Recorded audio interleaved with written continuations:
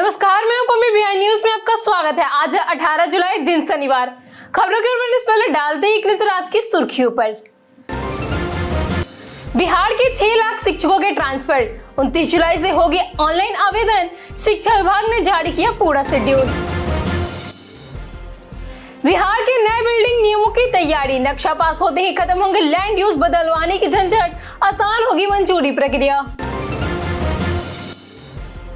बिहार में इलेक्ट्रिक वाहन खरीदने वालों को बड़ा तोहफा, डीबीटी से मिलेगी 1,50,000 तक सब्सिडी, बाइक से कार तक मिलेगी सरकारी सब्सिडी। बिहार के ईशान किशन का आज है जन्मदिन। जानिए संघर्ष से सफलता तक क्रिकेट का सफर, बल्लेबाजी के दम पर बनाई खास पहचान। पटना हिली जॉय राउंड का बढ़ा क्रेज, बुकिंग शुरू होते ही 80 सीटें हुई फुल, आसमान से दिखेगा शहर का नजारा। बिहार पंचायतों को मिलेगा नया आर्थिक आधार, 24 टैक्स और शुल्क से बढ़ेगी, सरकार ने तय की नई दरें। बिहार में बनेगा कला विश्वविद्यालय, भिखारी ठाकुर संग्रहालय से बढ़ेगा लोक संस्कृति का गौरव, कलाकारों और युवाओं को मिलेगा बड़ा मंच। विदेशी दौड़ों की नाकामी पर पुजारा का बड़ा बयान, आईपीएल की सपाट पिचों पर उठाए सवाल, चुनौतीपूर्ण विकेटों से बनेंगे चैंपियन बल्लेबाज। बढ़ते अब तक की 25 बड़ी खबरों की विस्तार से। आईओबी में 750 पदों पर 20 जुलाई तक करे आवेदन। इंडियन ओवरसीज बैंक यानी कि आईओबी ने देश भर में 750 अप्रेंटिस पदों पर भर्ती निकाली है, जिसमें बिहार के लिए 35 पद हैं।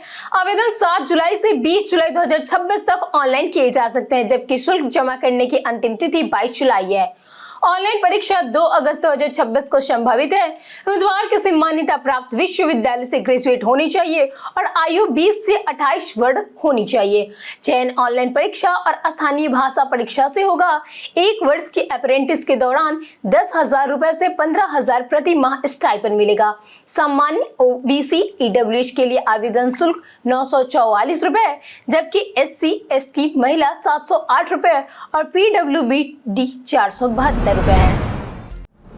बिहार शिक्षकों के ट्रांसफर का शेड्यूल जारी, 29 जुलाई से आवेदन शुरू।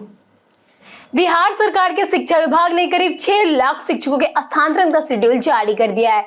ट्रांसफर प्रक्रिया पूरी तरह ऑनलाइन और पारदर्शी होगी। 29 जुलाई से 5 अगस्त तक समायोजन और पारस्परिक स्थानांतरण के लिए आवेदन होंगे। 7 अगस्त से 9 सितंबर तक समायोजन और समानुपातिकरण प्रक्रियाएं चलेंगी।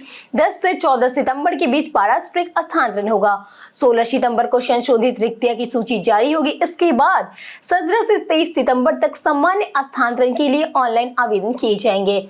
24 सितंबर से 31 अक्टूबर तक ट्रांसफर सूची प्रकाशित होगी और अपीलों का निपटारा किया जाएगा।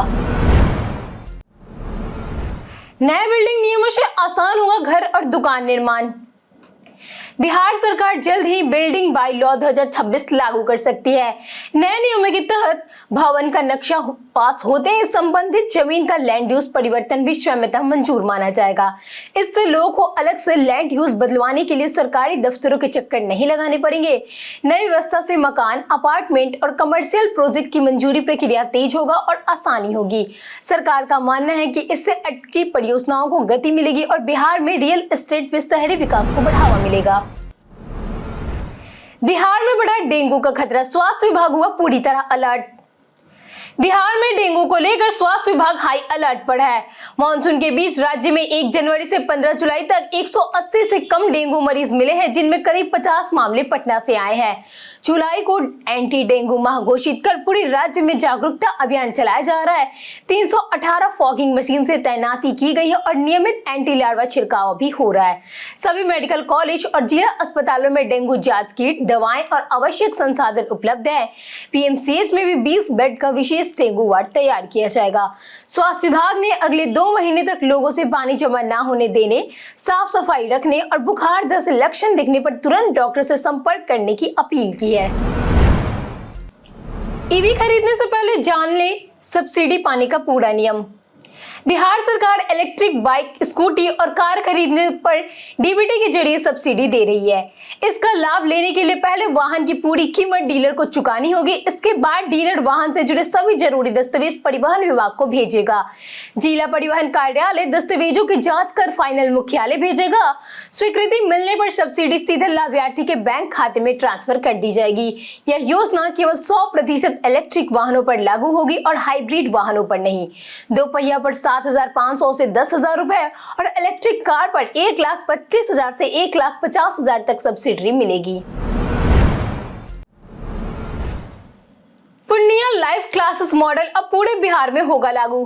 पूर्णिया के पूर्व डीएम और वर्तमान पटना डीएम आईएएस कुंदन कुमार द्वारा 2024 में शुरू किया गया पूर्णिया लाइव क्लासेस मॉडल अब बिहार लाइव क्लासेस पूरे राज्य में लागू होगा।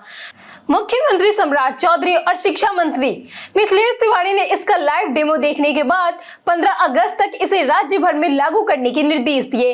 इस पहल से सरकारी स्कूलों के छात्रों को live classes, recorded lecture, doubt clearing, साप्ताहिक टेस्ट और IIT JEE नीट की तैयारी जैसी सुविधाएं मिलेंगी। वर्तमान में पूर्णिया के 265 सरकारी स्कूल इससे जुड़े हैं और लाखों विद्यार्थियों को लाभ मिलने की उम्मीद है। बिहारी बर्थडे स्पेशल में आज हम बात करेंगे ईशान किशन की। ईशान किशन का जन्म 18 जुलाई यानी कि आज ही के दिन 1998 को बिहार के पटना में हुआ। नवादा से जुड़े ईशान ने झारखंड के लिए घरेलू क्रिकेट खेलते हुए अपनी पहचान बनाई। बाएं हाथ के बल्लेबाज और विकेटकीपर ईशान 2026 अंडर-19 विश्व कप में भारतीय टीम के कप्तान रहे। उन्होंने 2021 में भारतीय के लिए वनडे और T20 अंतर्राष्ट्रीय डेब्यू किया। IPL में उन्होंने गुजरात लायंस और मुंबई इंडियंस के लिए शानदार प्रदर्शन किया। 2022 में मुंबई इंडियंस ने उन्हें 15.25 करोड़ रुपए में खरीदा। उनकी आक्रामक बल्लेबाजी और विकेट कीपिंग क्षमता ने उन्हें भारतीय क्रिकेट का उभरता सितारा बनाया। क्या आपको लगता है कि ईशान किशन को 2027 वर्ल्ड कप में मौका मिलना चाहिए? बिहार पुलिस का बड़ा एक्शन, 15 दिन में 347 अपराधी हुए गिरफ्तार। बिहार पुलिस ने अपराधियों के खिलाफ 15 दिनों तक विशेष अभियान चलाकर बड़ी कार्रवाई की। इस दौरान पुलिस पर हमले समेत विभिन्न मामलों में 347 आरोपियों को गिरफ्तार किया गया और करीब 2,500 कुर्की जब्ती भी की गई। एडीजी KS अनुपम के अनुसार मामलों के त्वरित निपटारे के लिए 5,000 से अधिक न्यायालयीन गवाही करवाई गई। गंभीर मामलों में दोषियों को 20 साल तक की सजा भी दिलाई गई। सोशल मीडिया के दुरुपयोग पर 100 FIR दर्ज हुई। पुलिस अब स्कूल कॉलेज में कानून जागरूकता अभियान चलाकर महिलाओं और बच्चों को सुरक्षा को लेकर जागरूक करेगी। बिहार सरकार ने पुलिस को दी 84 नई हाईटेक गाड़ियां। मुख्यमंत्री सम्राट चौधरी ने बिहार पुलिस को 84 नई हाईटेक गाड़ियां सौगात दी। मुख्यमंत्री सचिवालय ने 48 पुलिस बसें, 30 स्कॉर्पियो और 6 अत्याधुनिक एम्बुलेंस को हरी झंडी दिखाकर रवाना किया। इन वाहनों से पुलिस की गश्त, त्वरित प्रतिक्रिया, कानून व्यवस्था, अपराध नियंत्रण और संवेदनशील इलाकों में कार्रवाई की क्षमता मजबूत होगी। एम्बुलेंस घायल पुलिसकर्मियों और जरूरतमंद नागरिकों को समय पर चिकित्सा सुविधा उपलब्ध कराने में मदद करेगी। मुख्यमंत्री ने कहा कि NDA सरकार पुलिस के आधुनिकीकरण के लिए प्रतिबद्ध है। उनका विश्वास है कि उन संशोधनों से बिहार पुलिस और अधिक क्षमता, आधुनिक तथा प्रभावी बनेगी, जिससे राज्य की सुरक्षा व्यवस्था मजबूत होगी। पटना के हवाई शहर का जबरदस्त क्रेज, 80 सीटें हुई बुक। बिहार में शुरू हुई हेली टूरिज्म सेवा, लोगों का शानदार रिस्पांस मिल रहा है। पटना की हेली जॉय राइड के लिए बुकिंग शुरू होने के दूसरे दिन ही 18, 19, 25 और 26 जुलाई की सभी ऑनलाइन सीटें फुल हो गई है और अब तक करीब 80 सीटें बुक हो चुकी है। यह सेवा फिलहाल केवल शनिवार और रविवार को उपलब्ध है। हर दिन 4 उड़ानें संचालित होंगी और प्रत्येक उड़ान में 5 यात्री सफर कर सकेंगे। करीब 10 मिनट के इस हवाई शहर में पर्यटक पटना शहर का खूबसूरत नजारा आसमान से देख सकेंगे। पर्यटन विभाग को आने वाले दिनों में और अधिक बुकिंग की उम्मीद है। बिहार सरकार का बड़ा फैसला, पंचायतों में लगेंगे 24 नए टैक्स। बिहार सरकार ने पंचायतों को आर्थिक रूप से आत्मनिर्भर बनाने के लिए 24 से अधिक प्रकार के टैक्स और शुल्क की अधिकतम दरें तय की है। नए प्रावधान के तहत तीर्थ स्थल, हाट, मेला, बुजुर्ग खाना, दुकानें, व्यवसायिक भवनों, होटल, पेट्रोल पंप, विवाह भवन, गैस एजेंसी और अन्य संस्थानों पर कर लगेगा। पक्का मकान पर सालाना 100 रुपए, अर्ध पक्का पर 50 रुपए, जबकि मिट्टी के घर पर मुक्त रहेंगे। पेयजल और कचरा उठाव के लिए प्रति परिवार 30 रुपए मासिक शुल्क भी लगाया जाएगा। सरकार का कहना है कि इससे पंचायतों की आय बढ़ेगी और ग्रामीण विकास कार्य को मजबूती मिलेगी। बांका में 20 जुलाई को लगेगा रोजगार नियोजन कैंप। बांका जिला नियोजनालय 20 जुलाई 2026 को संयुक्त श्रम भवन ITI कैंपस तेलिया में सुबह 11 बजे से दोपहर 3 बजे तक एक दिवसीय नियोजन कैंप आयोजित करेगा। निजी company Quess cooperative limited 50 production trainee पदों पर भर्ती करेगी। 18 से 23 वर्ष आयु के 12वीं या IT पास अभ्यर्थी आवेदन कर सकते हैं। चयनित उम्मीदवारों को 18,000 रुपए प्रति माह वेतन मिलेगा। कार्यस्थल गुजरात और नोएडा होगा, साथ ही भोजन और कैंटीन की सुविधा भी मिलेगी। अभ्यर्थी बायोडाटा, शैक्षणिक प्रमाण पत्र, आधार कार्ड और पासपोर्ट फोटो लेकर समय पर कैंप में पहुंचे। बिहार में पात्र GNM स्कूल बनेंगे अब BSc नर्सिंग कॉलेज। बिहार सरकार ने नर्सिंग शिक्षा को मजबूत करने के लिए बड़ा फैसला लिया है। स्वास्थ्य विभाग ने पात्र GNM स्कूलों को भारतीय नर्सिंग परिषद INC के मानकों के अनुसार चरणबद्ध तरीके से BSc नर्सिंग कॉलेजों में अपग्रेड करने का निर्णय लिया है।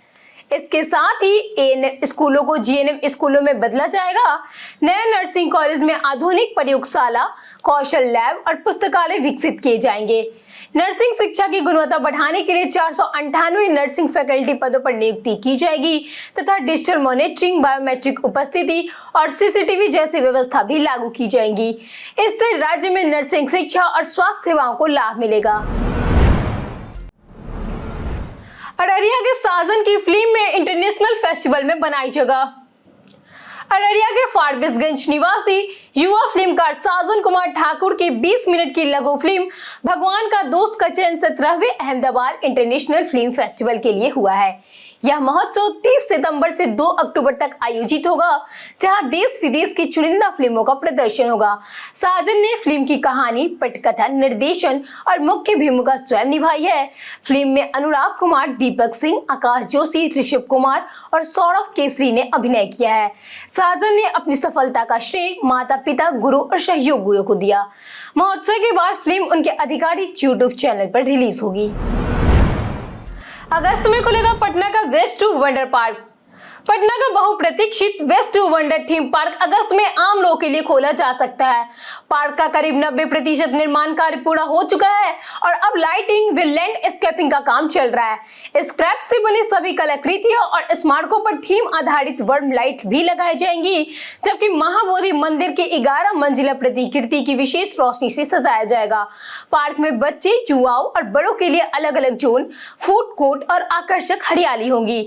9 एकड़ में 15 करोड़ रुपए की लागत से बन रहे इस पार्क का उद्देश्य पर्यावरण संरक्षण, रिसाइकलिंग और स्वच्छ भारत अभियान को बढ़ावा देना है। Bharat Tiwari encounter case high court में जल्द होगी सुनवाई। पटना हाईकोर्ट में भरत तिवारी कथित एनकाउंटर मामले की आपराधिक रिट याचिका पर जल्द सुनवाई होने की संभावना है। याचिकाकर्ता अधिवक्ता वर्षा सिंह ने कोर्ट में मेंशनिंग कर मामले की तत्काल सुनवाई की मांग की और उम्मीद जताई कि सोमवार या मंगलवार तक तारीख मिल सकती है।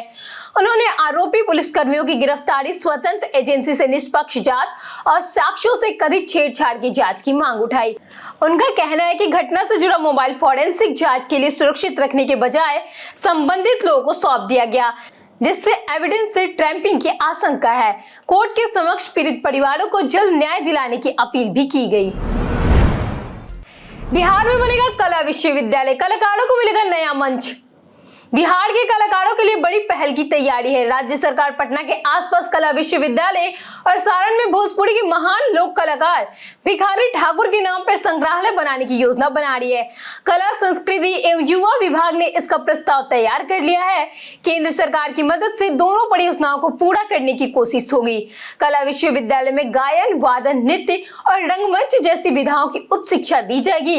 वहीं भिखारी ठाकुर संग्रहालय में लोक कला और संस्कृति को संरक्षित किया जाएगा। इससे बिहार के कलाकार और युवाओं को बड़ा अवसर मिल सकता है। जानिए आज कैसा रहेगा बिहार के मौसम का मिजाज।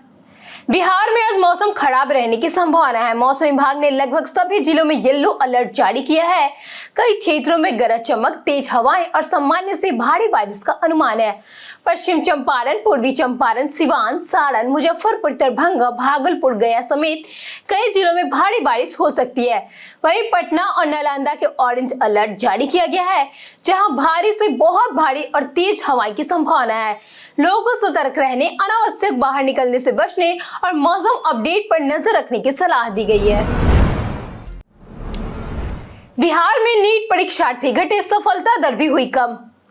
बिहार में नीट यूजी 2026 के आंकड़ों ने चिंता बढ़ा दी है।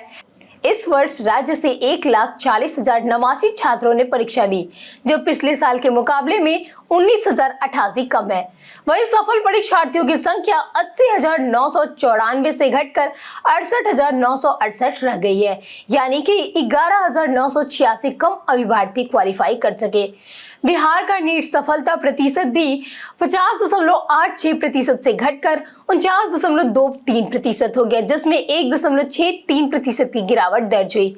इन आंकड़ों ने राज्य में मेडिकल प्रवेश परीक्षा की तैयारी और छात्रों की भागीदारी को लेकर नई चिंता खड़ी कर दी है। बैंक खाते में नॉमिनी नहीं जोड़ने की गलती पड़ सकती है बेहद महंगी। बैंक खाते या एफडी में नॉमिनी का नाम दर्ज न होने पर खाता धारक की मृत्यु के बाद परिवार को पैसा पाने में गंभीर कानूनी और प्रशासनिक दिक्कतों का सामना करना पड़ सकता है। बैंक सीधे रकम जारी नहीं करता है, बल्कि सेक्शन सर्टिफिकेट या लेटर ऑफ एडमिनिस्ट्रेशन जैसे दस्तावेज मांगे जा सकते हैं। कई मामलों में सभी कानूनी वरीयों के एनओसी भी जारी होती है, जिससे विवाद होने पर प्रक्रिया और लंबी हो जाती है। इस कारण जरूरत के समय पैसा महीनों तक फंस सकता है। इसलिए सभी बैंक खाते और एफडी में समय रहते नॉमिनी का नाम दर्ज कराना बेहद जरूरी और सुरक्षित कदम है। विदेशों में फ्लॉप बल्लेबाजी पर पुजारा ने उठाए सवाल। चेतेश्वर पुजारा ने इंग्लैंड दौरे पर भारतीय बल्लेबाजों के खराब प्रदर्शन के बाद बीसीसीआई से पिचों में बदलाव की मांग की है। पुजारा का कहना है कि भारत में ऐसे जीवंत पिच बनने चाहिए जहां गेंदबाजों को भी मदद मिले और बल्लेबाजी को भी मुश्किल परिस्थितियों में खेलने का अनुभव मिले। उन्होंने आईपीएल की सपाट पिचें और 260 रन वाले मैचों पर सवाल उठाते हुए कहा कि क्रिकेट में संतुलन जरूरी है। उनके मुताबिक चुनौतीपूर्ण घरेलू विकेट तैयार करने से भारतीय खिलाड़ी विदेशी दौर पर तेज और स्विंग वाली पिचों पर बेहतर प्रदर्शन कर सकते हैं। कई कारणों से दर्ज है भारत के इतिहास में आज की तारीख। वर्ष 1947 में भारतीय स्वाधीनता अधिनियम को शाही स्वीकृति मिली थी, जिसने भारत की स्वतंत्रता का मार्ग प्रशस्त किया था। इस दिन 1861 में कादिम्बनी गांगुली का आज के दिन जन्म हुआ था। वहीं 1946 में राजेश जोशी का जन्म हुआ था, जो प्रसिद्ध साहित्यकार थे। 1970 में अश्विनी वैष्णव का जन्म हुआ, जो पूर्व आईएएस अधिकारी रहे। वहीं 1982 में प्रियंका चोपड़ा और 1996 में स्मृति मंधाना का भी आज ही के दिन जन्म हुआ। वहीं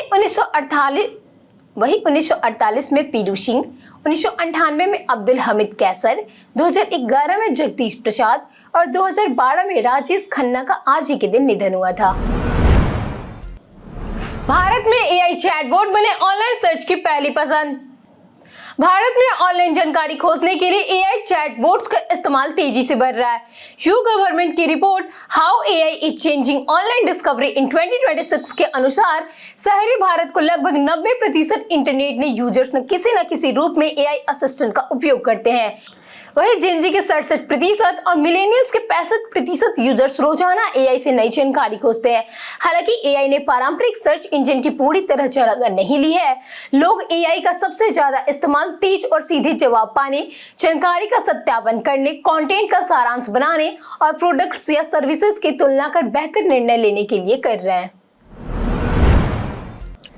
बैंकिंग शेयरों में खरीदारी, बाजार ने पकड़ी रफ्तार। बीते कारोबारी दिन शेयर बाजार में जबरदस्त तेजी देखने को मिली।